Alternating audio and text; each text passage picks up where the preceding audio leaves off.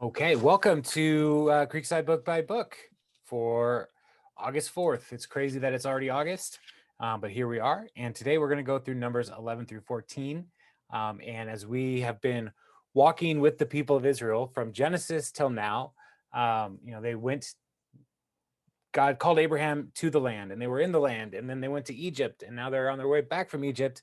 And today is one of those passages where it's like, oh, they're going to get in the land. And if you're reading the Bible for the first time, you would be really optimistic at this point. Unfortunately, this selection of passages actually covers several different times where there are instances of rebellion or disagreement with the Lord, with God's provision, with leadership, all these different things. And so 11 through 14 has a lot of stuff going on, a lot of things that are important for the rest of the story with the people of Israel. And they're going to get to the land, and then they're not going to actually be able to take the land because they doubted the Lord. And so that's where we're going to end today. So in 11, starting in verse 1, it says, "Now the people complained about their hardships in the hearing of the Lord, and when he heard them, his anger was aroused.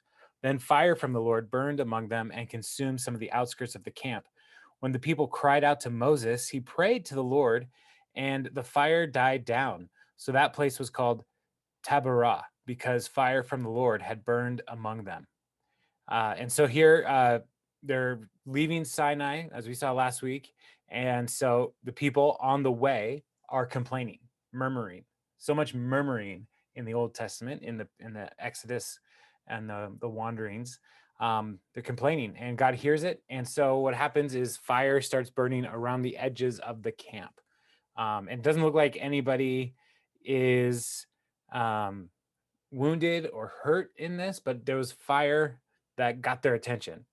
And so they cried out to the Lord, and the fire burned down.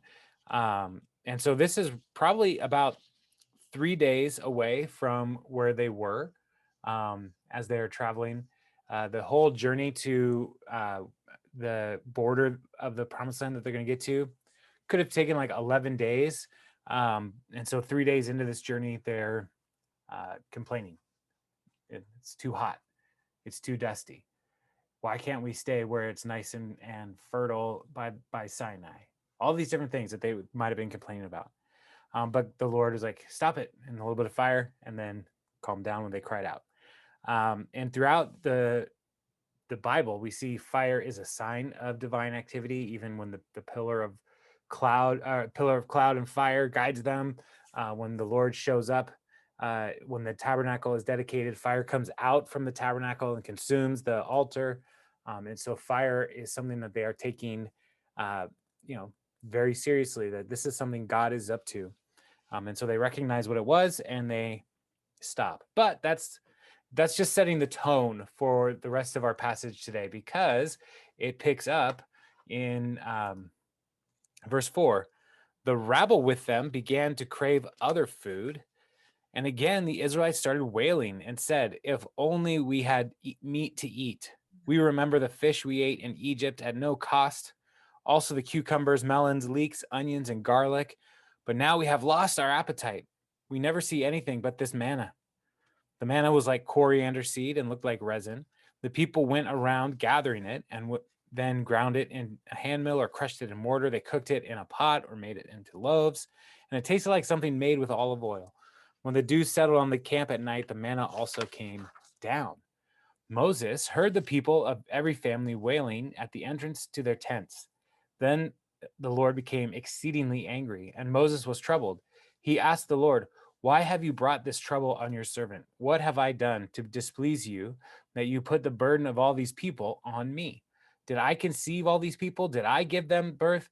Why do you tell me to carry them in my arms as a nurse carries an infant to the land you had promised on oath to their ancestors?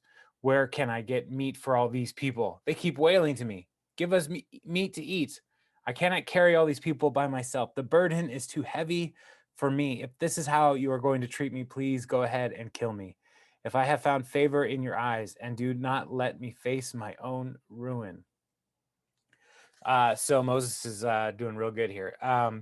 So the people are moving, and there's a note here: the rabble with them. Now, who are the rabble? When the people of Israel left Egypt, there were probably some Egyptians or other people who were also a part of slavery in Egypt that maybe took this opportunity to be liberated, and they left with the Hebrews, with the people of Israel. And so they are the ones who start this complaining, this murmuring, and remembering how much better life was back in Egypt. And even the Israelites are like, yeah, we had all the onions and fish and leeks and melons. We had all this stuff. We didn't have to pay for it. And they seem to be forgetting that this was because they were slaves. They didn't have to pay for it because they didn't have money. They were slaves. And so they are wailing to the Lord, wailing to Moses, and Moses is at the end of his rope, which, if you talk to a lot of pastors, this is how a lot of pastors feel on Monday morning. Why? Why? This is so hard. And so reading Moses, there are days where it's like, I get you, buddy. I get you, buddy. I get it. It's hard. And when people are tired and cranky and complaining, they're going to blame the people who are in charge. And so here they are blaming Moses. And he's saying, like, I can't do this. I cannot do this. And that's one of the reasons why, when we look at Moses, maybe one of the reasons why God was able to use Moses was because Moses understood that he couldn't do it. It wasn't up to him. It was God's strength and God's power. And so he's saying, like, if I can't do this on my own, Lord, it would be easier if you just kill me and take me out of this whole misery. And so the Lord responds to Moses in verse 16, bring me 70 of Israel's elders who are known to you as leaders and officials among the people. Have them come to the tent of meeting, that they may stand there with you. I will come down and speak with you there, and I will take some of the power of the Spirit that is on you and put it on them. They will share the burden of the people with you, so that you will not have to carry it alone. Tell the people, consecrate yourselves in preparation for tomorrow, when you will eat meat. The Lord heard you when you wailed, if only we had meat to eat. Were we not better off in Egypt? Now the Lord will give you meat, and you will eat it. You will not eat it for just 1 day or 2 days or 5, 10, or 20 days, but for a whole month, until it comes out of your nostrils and you loathe it, because you have rejected the Lord who is among you, and have wailed before him, saying, why did we ever leave Egypt? But Moses said, here I am among 600,000 men on foot, and you say, I will give them meat to eat for a whole month? Would they have enough if flocks and herds were slaughtered for them? Would they have enough if all the fish in the sea were caught for them? The Lord answered Moses, is the Lord's arm too short? Now you will see whether or not what I say will come true for you. And so the Lord responds in two ways to Moses. The first is, bring me 70 elders, and I will distribute the spirit that is on you, Moses, with those 70 elders. And so we have seen Moses appoint elders to serve as judges with the people, and they met with the Lord on Sinai. They ate with the Lord. All of those things happen in Exodus. And now we see this could be those same elders, or it could be a different set of elders that are serving more of a spiritual role, a discipleship role, maybe, to go among all the tribes and to work in this power of the Spirit that Moses has on him. So he says, first, bring me these elders, and I will help it so you don't have to carry this burden alone. And then the second thing is, there's going to be enough meat for all the people of Israel for a whole month, and they're going to eat it so much they're going to be sick of it. And Moses is doubting this here. It's like, how are you going to do that? Because remember, they have flocks, they have herds with them, but those flocks and herds were part of their livelihood, so they would have been very hesitant to eat those animals. Also, they were part of the sacrificial system and all of the different ways that they worship the Lord with their different offerings and made atonement for sin, all of these things. And so those were like, those were not just um, food supply. They were part of their livelihood, they were part of worship. So they would have been very hesitant to use those. But all the while, they've had this manna. The Lord has been providing for them, but they are focused on the goodness that was and not recognizing the Lord's provision for what it is at the moment.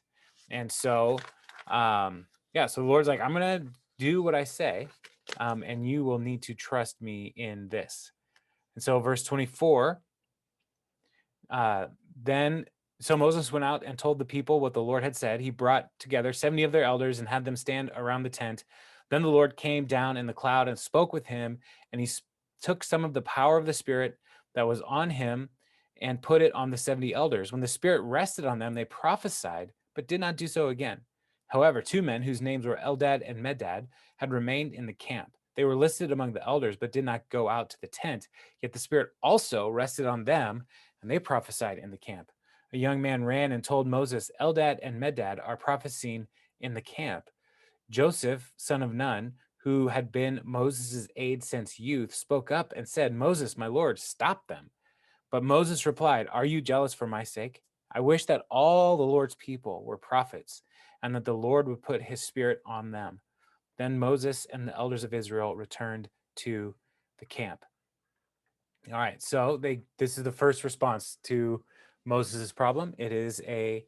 Um, it is a spiritual problem, and so the Lord gives a spiritual solution.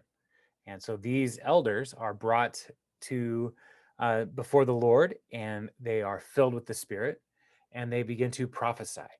And the prophecy here is most likely not a declarative uh, kind of prophecy where it's like, thus saith the Lord, or, it was more likely some kind of ecstatic utterance, not unlike speaking in tongues. And so when we think about the gifts of the Spirit today, speaking in tongues is something that, we see in the book of Acts where they speak in unknown languages. And so this is one of those instances where this could have been an Old Testament event like Acts 2. And we see this again with King Saul, when he is among the prophets, that he may have also had some kind of ecstatic utterance, um, like like speaking in tongues. We don't really know for sure, but that's what most of the commentaries I looked at lean toward, is that this is some kind of spiritual language. And so these prophets, the elders have this experience. And, in the Assemblies of God, one of our fundamental truths is about speaking in tongues is the initial physical evidence of the baptism of the Holy Spirit is evidenced by speaking in tongues. That's not the exact wording, but that's the gist of it. And so we look at passages like this and say, like, well, these leaders, they were filled with the Spirit and they had this experience where they spoke in a prophetic utterance. We see that with Saul, and then we also then look to Acts 2. And so that's how we, as a movement, have come to understand that that gift of the Spirit. Now, these two guys, Eldad and Medad, they're out in the camp. Maybe they're sick. Maybe they're disabled in some way. They were not able to go out to meet with the Lord. But the Spirit, they were appointed as elders, but the Spirit still filled them where they were, which is also pretty cool. That God is not limited to our geography. These people were appointed to serve as elders. Maybe the committee of their clan was like, these are the guys we want, and the Lord honored that. And Joshua was like, we should stop this because they're not here. They didn't follow all the rules to have this experience as elders. And Moses' response is, again, demonstrates his humility. It's like, I wish everybody had this. I wish everybody was able to have the presence of the Spirit of God in their lives. And so Moses is not concerned that these two men were not able to come out to the camp, as much as he wants everybody to be led by the Spirit. Now, so that's the first response. The Lord says, I will do this. And so he does. And he sends the Spirit to do this work. But we do get this point here that they did not have this kind of experience again. Like this was a one-time experience for these elders. So that's an interesting little note. Verse 31 then says, "Now a wind went out from the Lord and drove quail in from the sea. It scattered them up 2 cubits deep all around the camp, as far as a day's walk in any direction. All that day and night, and all the next day, the people went out and gathered quail. No one gathered less than 10 homers. Then they spread them out all around the camp. But while the meat was still between their teeth, and before it could be consumed, the anger of the Lord burned against the people, and he struck them with a severe plague. Therefore, the place was named Kibroth Hattaava, because there they buried the people who had craved other food. From Kibroth Hattaava, the people traveled to Hatzerot and stayed there. So the Lord then sends quail. Now, one of the things that is interesting here in Greek, we see the Lord sending the Spirit, the Ruach. The same word for spirit is also translated as wind. Now, a Ruach went out from the Lord and drove quail from the sea. And so the Lord is using the supernatural Spirit of God, empowering people in one response, and then He's also using the wind, the natural elements of wind to feed the people, and so He's answering both of these requests, and the same word is being used in a way to uh, make it uh, as a Hebrew reader, you would come through and see like, oh, the wind of God is doing this, and the wind of God is also doing this. But the people, they were amazed. All this quail came in, and this is not unusual. There are migratory birds that come up into the Sinai Peninsula, and there are many, many, many of these birds. And sometimes they are so tired from their migration that they just sit on the ground and you can just pick them up. So it's not outside of the realm of possibility for these birds to be here. What is the miracle is how many of these birds are here, and that they would be able to supply 600,000 men, so probably about 2 million people with enough food to eat for day after day after day. The Lord said He would have that for a month. And they would have so much that they would get sick of it, that it would come out of their nostrils. And here, as they're talking about the experience that the people had, as they're eating the birds, they're struck with a severe plague. And the plague could have simply been food poisoning. Their desire for other food could have, like, the Lord could have given them some kind of food poisoning because of their desire for this food. And so He answered their request, but also there was a discipline behind this.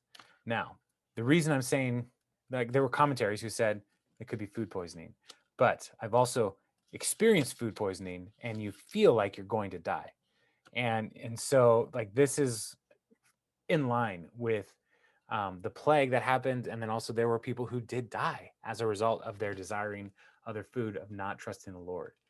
And so this is another example of rebellion, complaining against the Lord, leading to discipline. And so that goes out to the edges of the camp. All the quail are around the camp. People go out to the edge of the camp, and that's where we see some of their doubt and disbelief. And then it shifts back to the center of the camp, in verse 12:1.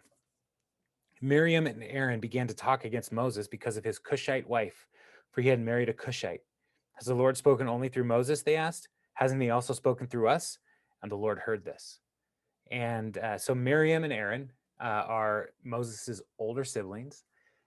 Miriam is a prophetess, and after they uh, were walked through the Red Sea, Miriam led the women in a song declaring the goodness of God. Aaron is serving as the high priest, and so they are important people, and they start grumbling against Moses because of this Cushite wife. And the people of Cush could have been um, the people from like Ethiopia or south, like the Sudan area. So the Egyptians had a lot of bias against people from other nations, but the Hebrew people here also had some bias against other nations, and so they were uh, using um, this wife. It could be Zipporah. It could be that Moses had a second wife. We don't know. We don't get the name here, but Zipporah we know as a Midianite um, in the book of Exodus. And so this could be it could be that they are looking at Zipporah as just a foreigner. Moses married a foreigner, and so that was upsetting to Miriam and Aaron. And so Miriam seems to be the leader in this rebellion against Moses, and so there's some kind of jealousy, some kind of um, anger that is boiling up. And so they let his wife be the thing that starts it. But then it gets to, doesn't the Lord talk to us too? Why should Moses be the one who is the only one that the Lord is talking to? Are we not also important? Um, and so, verse 3. No, so that's what, like, the middle of the camp. So the ridges of the camp are eating the food, they're getting sick, but then come back into the middle of the camp, the very center by the tabernacle. The people who are closest to Moses are complaining, and so we see a good amount of this like boomerang action happening. Um, Now Moses was a very humble man, more humble than anyone else on the face of the earth. And that's one of those verses that's like, Moses, if you wrote this, that's not true. Like, to write down, I'm one of the most humble people ever. Um, and so there's a way to be thinking about this word humble. Like in English, we have this idea of, I'm not, I think less of, I think of myself less, not less of myself, but I think of others. I'm not trying to be the center of the attention. But another way to look at that is like, it's just like, um, he didn't want this kind of attention. And so Moses, if Moses did write this, saying like Moses was not seeking to be the most prominent person in Israel. Like that's another way to read this if Moses wrote these words. But there are some evidence. I mean, it would not be hard to have like to go back through and like have Joshua, who followed Moses, write this down. Like Moses was humble. Like he didn't want to do this. Joshua could have totally editorialized here in the text. So Moses is very humble. At once, the Lord said to Moses, Aaron, and Miriam, come out to the tent of meeting, all three of you. So the three of them went out. Then the Lord came down in a pillar of cloud. He stood at the entrance of the tent and summoned Aaron and Miriam. When the two of them stepped forward, he said to listen to my words. When there is a prophet among you, I, the Lord, reveal myself to them in visions. I speak to them in dreams. But this is not true of my servant Moses. He is faithful in all my house. With him I speak face to face, clearly and not in riddles. He sees the form of the Lord. Why then were you not afraid to speak against my servant Moses? The anger of the Lord burned against them, and he left them. When the cloud lifted from above the tent, Miriam's skin was leprous. It became as white as snow. Aaron turned toward her and saw that she had a defiling skin disease. And he said to Moses, please, my Lord, I ask you not to hold against us the sin we have foolishly committed. Do not let her be like a stillborn infant coming from its mother's womb with its flesh half eaten away. So Moses cried out to the Lord, please, God, heal her. The Lord replied to Moses, if her father had spit in her face, would she not have been a disgrace for 7 days? Confine her outside the camp for 7 days. After that, she can be brought back. So Miriam was confined outside the camp for 7 days, and the people did not move on till she was brought back. After that, the people left Hazeroth and encamped in the desert of Paran. So the Lord hears Miriam and Aaron's complaining and immediately was like, come to the principal's office, is kind of the tone. Like, come now to the tabernacle and we will get this straightened out. And he appears in the cloud and he says, like, he contrasts Moses to any other prophet that will ever be in the people experience in Egypt or in Israel. Like, the Moses saw the form of God, and that's a reference to that passage in Exodus where he saw the back of God as God was passing by, and that's the closest a human can be to experiencing the presence of God. And also, he speaks face to face. There's no riddles, there's no mystery. Moses gets directly the word from the Lord, and the prophets in the future will have visions and dreams, and there's metaphor, and there's all kinds of things that there are still a mystery even now as we read the prophets. We're like, what do they mean by this? But Moses doesn't have that kind of experience. It's a direct conversation with the Lord. And so um, the Lord is basically setting Moses apart from Aaron and Miriam, even though they're prominent and they're important. And he's like, who are you to tell me who I can call to be a prophet? Who are you to decide who I can have as my chief spokesperson for the people of Israel? And so the Lord leaves. But when the Lord leaves, Aaron or Miriam is covered in a white skin disease. And so when we look at leprosy, modern leprosy is Hansen. It's called Hansen's disease, and it's not what the Bible's talking about here. There was no evidence of Hansen's disease in the ancient world at this time. And so it's a skin disease, but the skin disease could be defiling. It creates this ceremonial impurity. It could spread. And so the people, like we talked about in Leviticus, if you have a skin disease, you have to be removed from the camp. And so Aaron is like, what happened here? Don't let this happen to her. Like, why, like, heal her. And so he calls out to the Lord, and Moses calls out to the Lord, and she is healed, but she still has to be outside the camp because there are ceremonial laws that we looked at in Leviticus about any kind of defiling skin disease.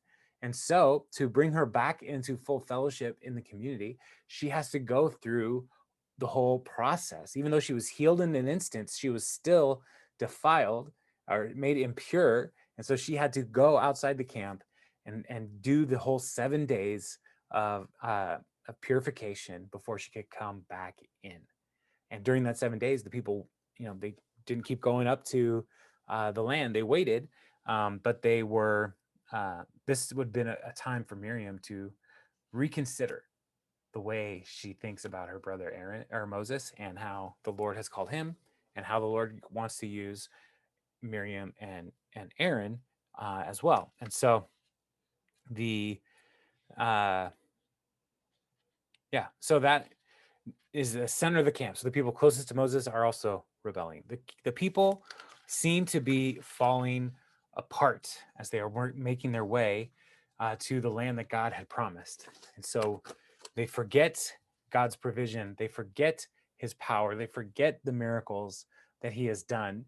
And so these two chapters are kind of setting us up for what's about to happen. The power of God has been on display for a long time for the people of Israel. Like a year, they've been walking with God. And now they're about to get to the land. And so that's what chapter 13 gets to. So chapter 13:1, they're trying to claim the inheritance that the Lord had set aside all the way back with Abraham. So verse 1 says, the Lord said to Moses, send some men to explore the land of Canaan, which I am giving to the Israelites. From each ancestral tribe, send one of its leaders. So the Lord commanded Moses, sent them out of the desert of Paran. All of them were leaders of the Israelites. These are their names. Reuben sent Shammua. Simeon sent Shaphat. Judah sent Caleb. Issachar sent Igal. Ephraim, Hoshea. Benjamin, Palti. Zebulun, Gidiel. Manasseh sent Gadi. Dan sent Ammiel. Asher sent Setur. Naphtali, Nahabi, and Gad sent Geul. And these are the names of the men Moses sent to explore the land. Moses gave Hoshea the name, the son of Nun, the name Joshua.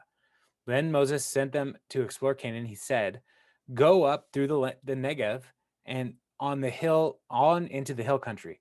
See what the land is like and whether the people who live there are strong or weak, few or many. What kind of land do they live in? Is it good or bad?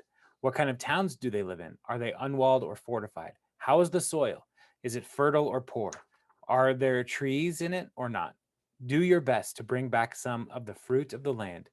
It was the season for the first ripe grapes. So they went up and explored the land from the desert of Zin as far as Rehob. toward Lebo Hamat. They went up through the Negev and came to Hebron, where Ahaman, Sheshai, and Talmai, the descendants of Anak, lived. Hebron had been built 7 years before Zon in Egypt. When they reached the valley of Eshcol, they cut off a branch bearing a single cluster of grapes. Two of them carried it on a pole between them, along with some pomegranates and figs. The place was called the Valley of Eshcol because of the cluster of grapes the Israelites cut off there. At the end of 40 days, they returned from exploring the land. So, what could have happened here is, these spies, like when they first left, like as they're getting closer to the land, they could have gone ahead, maybe even while they're waiting for Miriam's purification after the leprosy event, and they could have sent these men into the land to go and, as Moses says, see what the land is like and bring back a report. And so the goal here of this action is to give the people something to look forward to. It's to give the people, to help them see, like, we are going to go into this land that God has provided and is prepared for his people.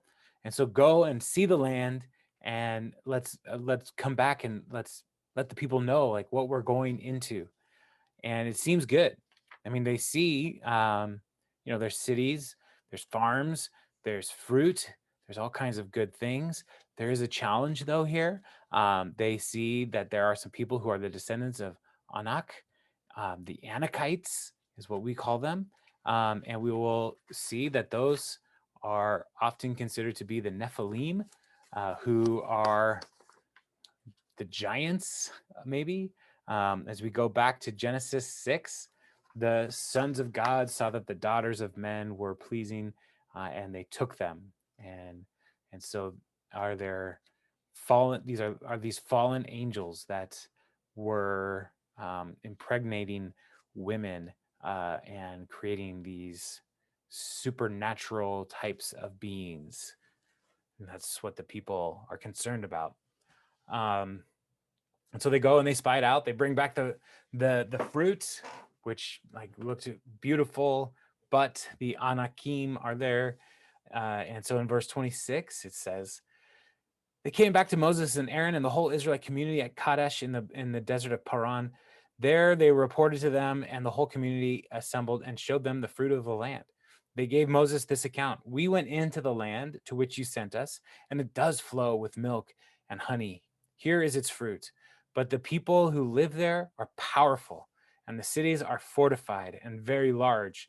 We even saw descendants of Anak there. The Amalekites live in the Negev, the Hittites, the Jebusites, and the Amorites live in the hill country, and the Canaanites live near the sea along the Jordan. So the first report is, yeah, it's really cool. It's great land, but the people are very strong and they're very intimidating. And there's all these different nations there.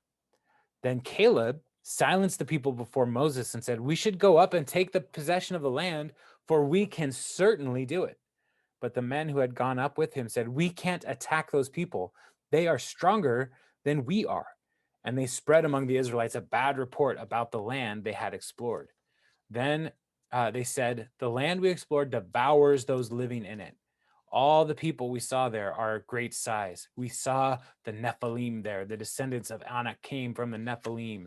We seemed like grasshoppers in our own eyes, and we looked the same to them. So Caleb is trusting that they can do this. They can take this land.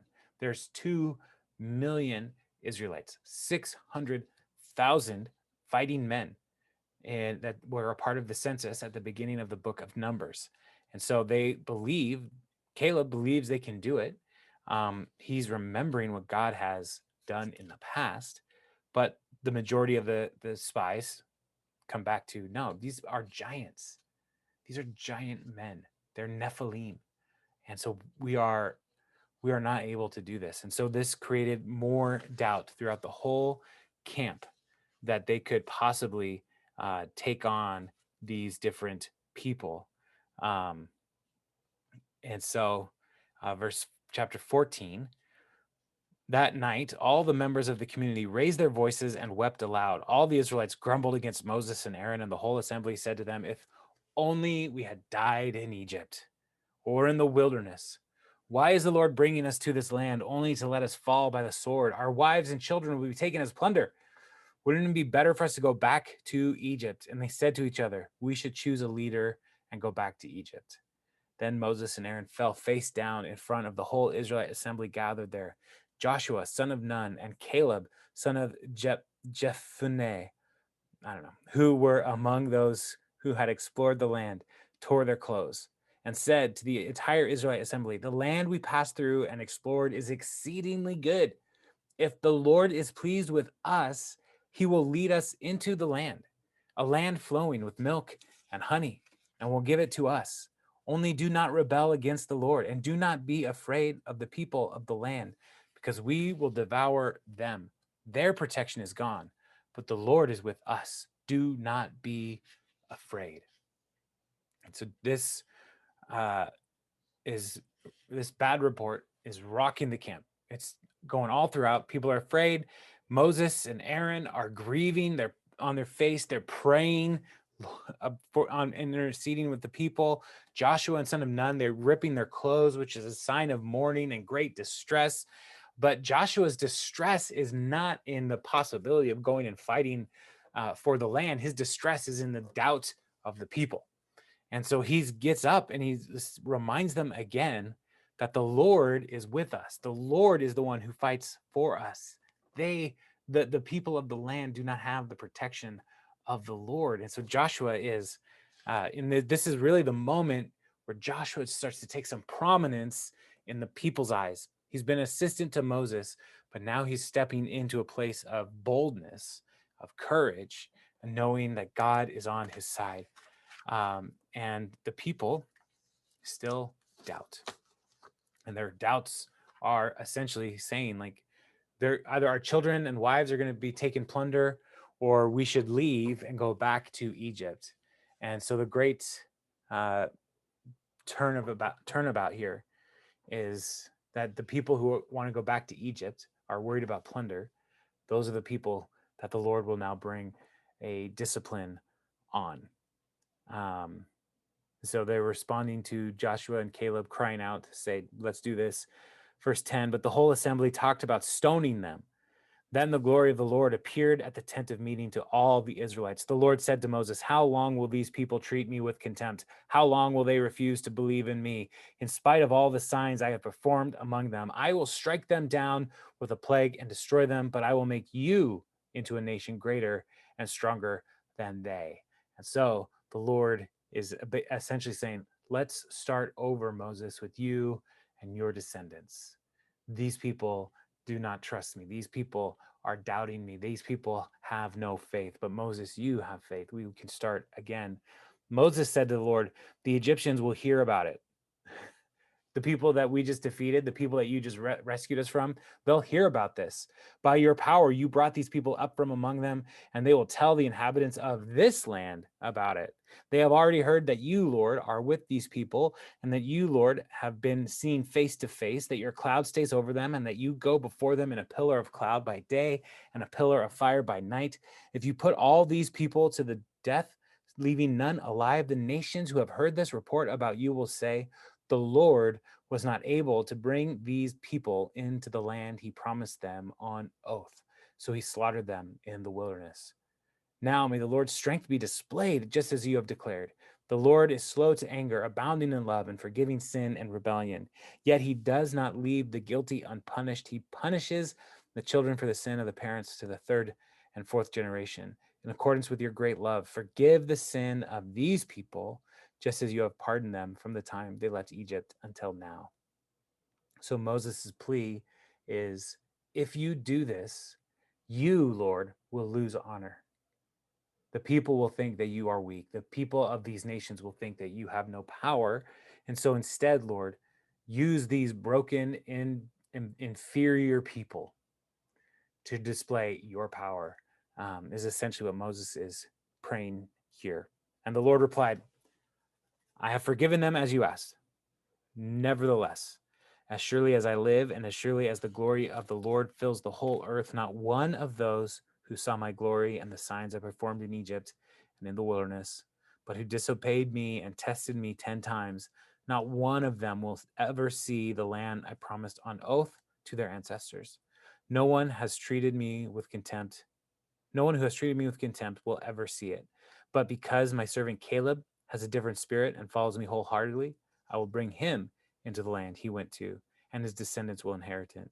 Since the Amalekites and the Canaanites are living in the valleys, turn back tomorrow and set out toward the desert among the route to the Red Sea. So the Lord relents, but the discipline is that an entire generation will be lost to the wilderness because they doubted the Lord. Everybody who saw the signs of God in Egypt, they doubted the Lord in the wilderness, and that is where they're going to stay.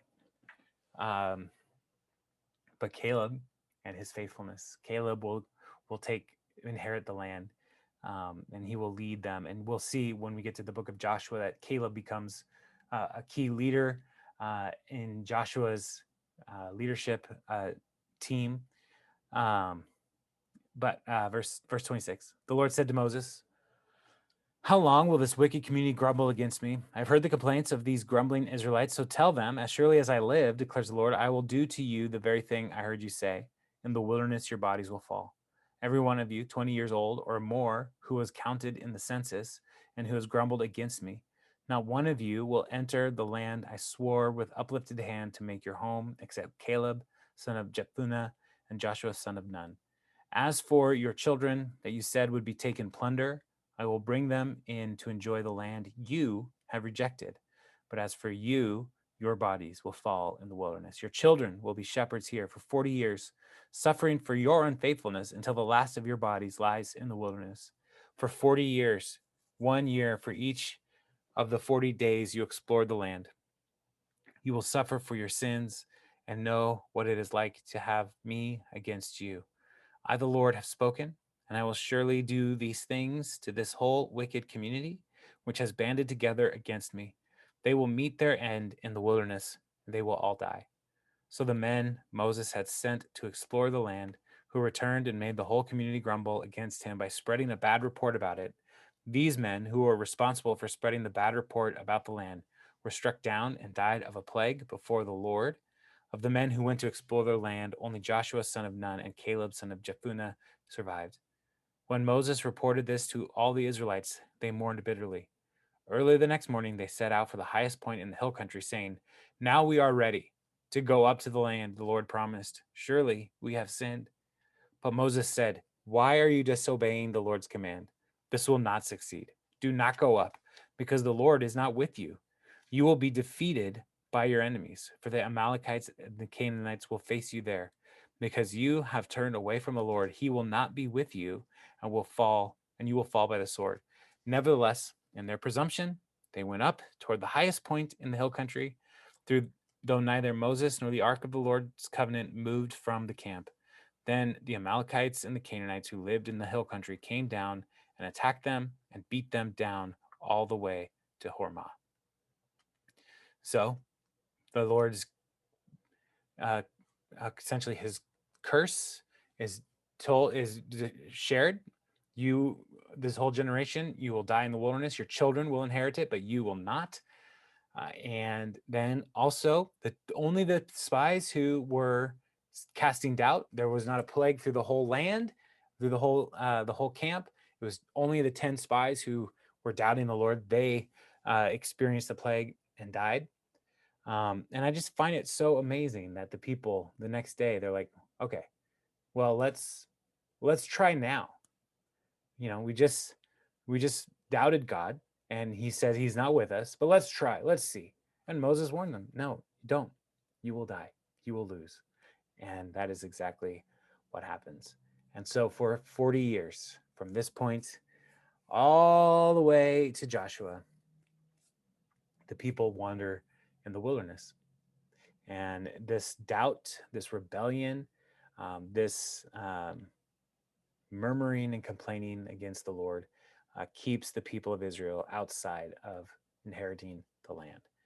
And so these verses really do give us a picture for the people of Israel. And it's not just the rabble, it's every person in Israel complains all the way up to Moses' own siblings. But then, even as we continue through the story, we're going to see that Moses is not going to be able to enter the land either because of his disobedience to the Lord. Um, and so, this is really kind of the key part for the book of Numbers. Like, what is keeping the people from the land? Doubting that his arm is strong enough, that his arm is long enough to help the people. So next week we will get back to, there's going to be some more laws that we'll look at, and we'll see that the Lord is with the people and he will provide for them while they're in the wilderness, but a whole generation is going to be lost to the wilderness and buried in the wilderness. So any questions or thoughts on Numbers 11 through 14?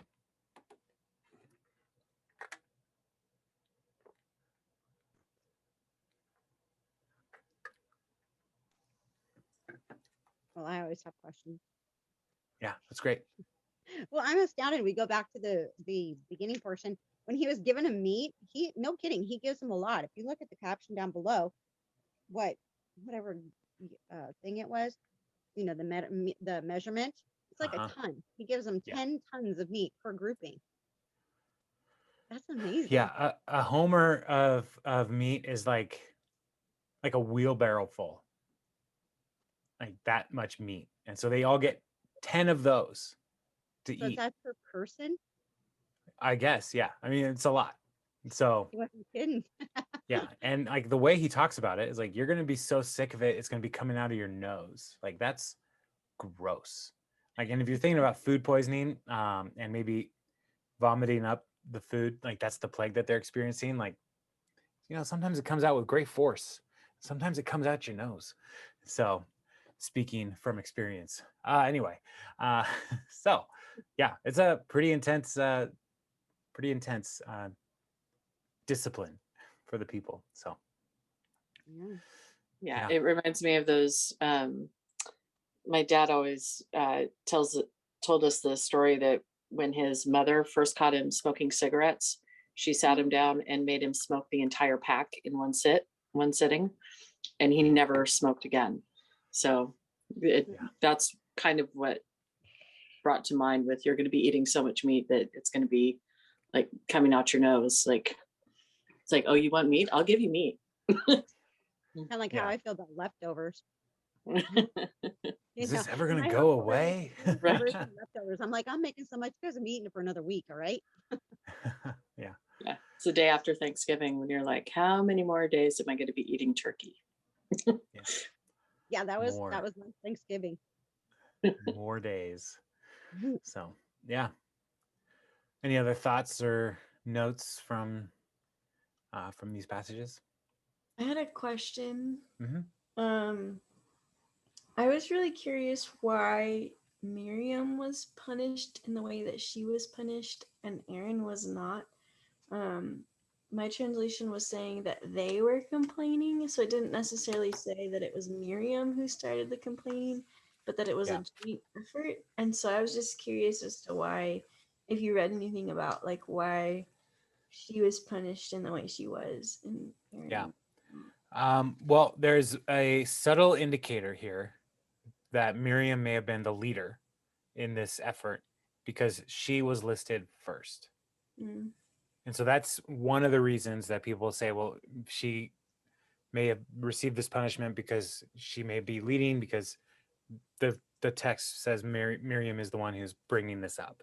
So that's one reason. The other reason is because Aaron is the high priest, and for him to be leprous, to be ceremonially impure, could have been catastrophic to the tabernacle system. And so even her being close to him, close enough to touch, like that could have been enough to get Aaron's attention. Like, we're serious about this. So don't mess with this. But we see earlier in Exodus Aaron is kind of a pushover when the Mhm. people are like, we need gods to worship. And he's like, okay, I'll help you with that.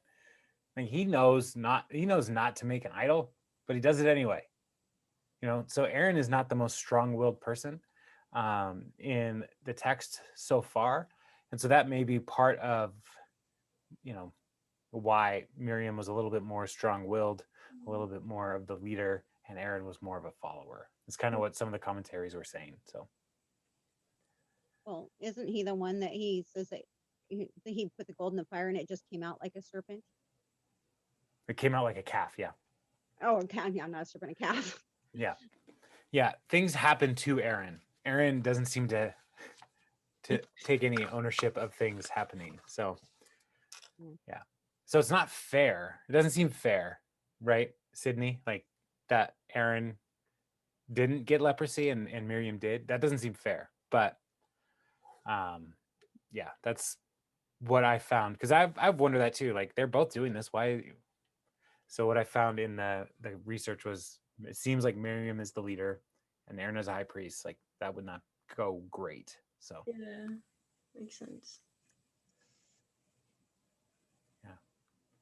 My other thing, I have to kind of laugh when they're expecting meat. I'm sure in their minds they're probably thinking, steak or lamb, and they're like, "Oh, you sent me quail." Like, here's the thing: you get steak or you get chicken. Wow, chicken again. Yeah, more chicken. Yeah. Oh, So, and they probably weren't eating a lot of the cows and the sheep anyway, because that was their livelihood. And so, yeah. So really, like their diet would have consisted of a lot of fish, a lot of poultry, a lot of vegetables, because those are things that um, in Egypt would have been more readily available. And so it's yeah. So the cows, like to say like let's just eat these cows or these sheep, that would have been a pretty desperate move for the people. So Did they just sell their cattle and all that to outsiders? I mean, if they didn't eat it, what was the use of continually eat well, they meat? would eat the milk and they would eat it, but it would have been part of the sacrifice and like feasts and those kinds of things. So it's like it's not something that you don't have steak on Thursday, Yeah. right? It's like this is very special, and but they still need to eat on Thursday. And so it's one of those things that's like we need to make sure that we are able to hold on to the things we need for worshiping the Lord and making those sacrifices, making wool from the sheep, um, making milk, all of those different kinds of things. They would have used the cattle and the sheep for, and the goats. Mhm. But they would, yeah, they would have been very hesitant just to say like, let's eat this cow because the cow's huge and they're in the wilderness too. Like we got to eat all of it.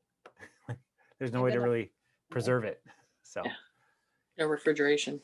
Yeah. so there was a lot of work that went into that kind of food. So, whereas fish is like, here's a fish. Your family eats this fish.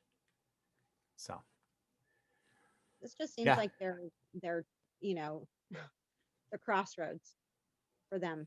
They could have either been there in a few days, weeks, whatever, but because of this, it just here you go around the circle around the mountain again for 40 years. yeah, yeah. I mean, this is like this.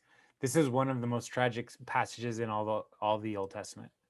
Like you were right there. You were right on the cusp, Hmm. and you didn't trust the Lord, and so now you are banished. So they spent 400 years in slavery, and then another 40 years in the wilderness, waiting to get back to the land that God had promised their ancestors. So, yeah, When in reality, how long of a journey do you think it would have taken them if they had just plowed on through, focused, did what they were supposed to do?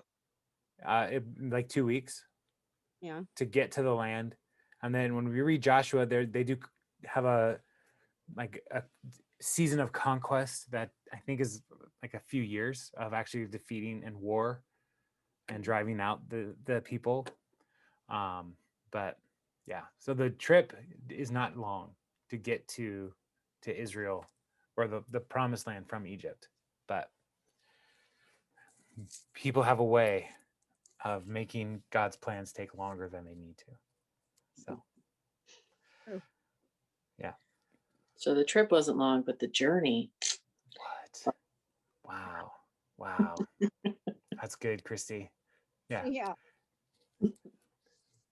It turns out the real prize was the friends we made along the way. That's right. When talking about a cliche, it's good that it has this kind of cadence. So, Right. yeah. Yeah. All right. Any other thoughts on this this passage, these passages? When Moses calls himself humble, it reminds me of John talking about himself as the disciple that Jesus loved. Right. Yeah. There's that, but then also John is like, and the disciple Jesus loved is way faster than Peter. Right. Like he got there first. He's yeah. I love that. That's one of my that makes me laugh every time. It's like that's just a dig at Peter. There's no reason that's in there. Totally. I think other than like, yeah, because they're like brothers. Like so. Yeah. Got there first. Yeah. I need everybody to know for all time that I'm faster than you. So yeah. All right. Yeah, well, that's let's call it there. And next week we'll jump in at 15. I think we'll do 15 through 18 is what I have planned. And then the following week I will be out of town. So so we'll meet on the 11th, right? Yeah. Yeah. The 11th, and then we won't on the 18th. So all right. So y'all have a good night and a good week, and I'll see you on Sunday. Sounds good. Bye, guys.